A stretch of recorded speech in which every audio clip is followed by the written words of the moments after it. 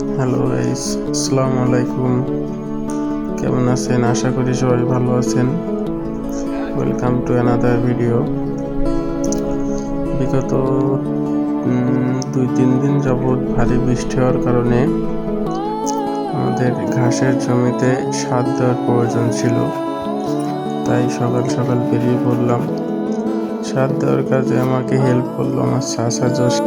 যেহেতু আমি 3-4 দিন না, গত রোববার আমি একটা অ্যাক্সিডেন্ট করার কারণে আমার হাত কেটে যায়। সেখানে 7টা সেলাই দিতে হয়েছিল। আমাদের ঘাসের জমিতে যুক্ত হয়েছেন আমার 2 বন্ধু সোহেল এবং রাশেদ। পরে আমার চাচা আমাকে অনেক হেল্প করলো। সে সারগুলো সারা জমিতে বুনে দিল। আমার চাচা জসিম, সে খুব ভালো ছেলে। সে আমাকে অনেক হেল্প করে বিভিন্ন কাজে। টানা 2-3 দিন বৃষ্টি হওয়ার কারণে ঘাস যথেষ্ট ভালো হয়েছে।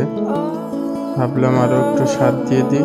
এখানে ইউরিয়া দিয়েছি, ট্যাপ দিয়েছি আর সালফার দিয়েছি, যাতে ঘাস আর একটু ভালো হয় এবং নরম হয়, গরুর খেতে যেহেতু সুবিধা হয় একটু।